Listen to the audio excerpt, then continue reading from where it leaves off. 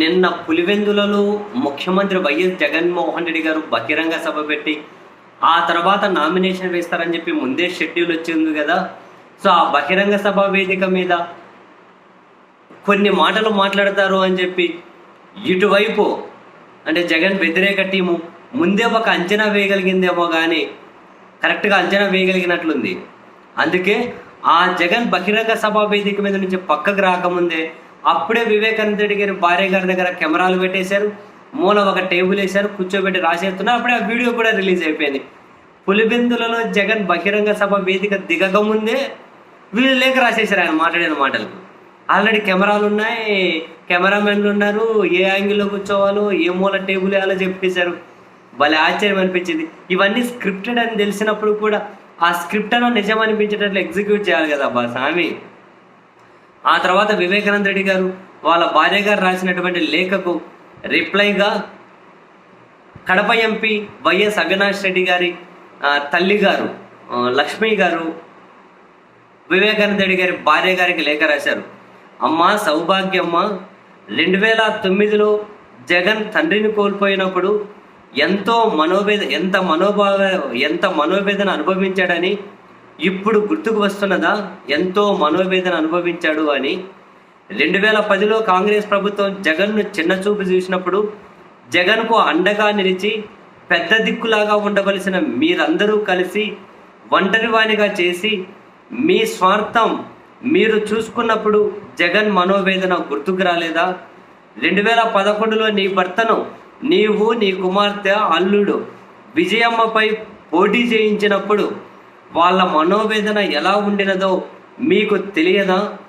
నీ కుమార్తె అల్లుడు పులివెందుల పూలంగిళ్ళ వద్ద డిగ్రీ కాలేజీలో కించపరిచే మాటలు మాట్లాడినప్పుడు వారు ఎంత మనోవేదన అనుభవించారో మీకు తెలియదా?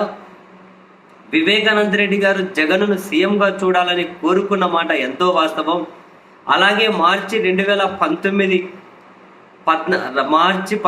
2019 రాత్రి కూడా అవినాష్ని ఎంపీగా గెలిపించుకొని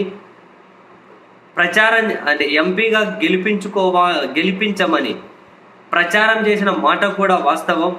ఈ విషయం స్వయంగా మీ కూతురు సునీతనే మీడియాకు వెల్లడించింది. ఇవాళ మళ్ళీ మీరే అదే ఎంపీ టికెట్ కోసం హత్య జరిగిందని తప్పుడు ప్రచారం చేయడం, సంబంధం లేని వారిని ఈ కేసులో ఇరికించడం మీకు తప్పు అని అనిపించడం లేదా? ఎవరిని కాపాడుకోవడం కోసం మీరు ఇలా చేస్తున్నారు? మీ కుమార్తె నిజమైన న్యాయం కోసం పోరాటం చేస్తూ ఉంటే తప్పక జగన్ సంపూర్ణ సహకారం అందిస్తాడు. అలా కాకుండా మీ కుమార్తె వైఎస్ఆర్ గారు జగన్ శత్రువులతో చేతులు కలిపి వారి చేతిలో పావుగా మారి సంబంధం లేని వ్యక్తులను ఈ కేసులో అన్యాయంగా ఇరికించి వారి జీవితాలు నాశనం చేయాలని చూస్తే జగన్ ఎలా మీకు మద్దతు ఇవ్వగలడు? హత్యకు కారకులైన వారు మీలోనే ఉన్నారు. దొంగను పట్టుకోమంటే ఎలా దొరుకుతాడు దొంగ? మాటికి హంతకులని మీరు మాట్లాడుతున్నారు. చాలా తీవ్రమైన పదజాలంతో అవినాష్ను తిడుతున్నారు. న్యాయస్థానంలో కేసు నడుస్తుండగా మీరంతటి మీరే హంతకుడు అని ఎలా మాట్లాడగలరు? అలా మాట్లాడడం తప్పు అని అనిపించడం లేదా? నీ కుమార్తెను షర్మిలమ్మను ఎవరూ టార్గెట్ చేయలేదు. వారి మాటలే ఇతరులు హీలన చేయడానికి కారణం. ఇప్పటికైనా వైఎస్ఆర్ గారు జగన్ శత్రువుల చేతిలో పావుగా ఉండకుండా వారి కుట్రలు కుతంత్రాల నుంచి బయటకు వచ్చి చేసిన తప్పు తెలుసుకొని నిజమైన న్యాయ పోరాటం చేయండి. అన్యాయంగా మీ వలన బాధింపబడిన వారు ఎంత ఇబ్బంది పడుతున్నారో అర్థం చేసుకునే ప్రయత్నం చేయండి.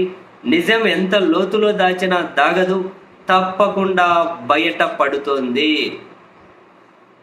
ఇట్లు వైఎస్ లక్ష్మి పులివెందుల, వైఎస్ అవినాష్ రెడ్డి గారి తల్లి గారు వివేకానంద రెడ్డి గారి భార్య గారికి రాసినటువంటి ప్రత్యుత్తరం ఇది.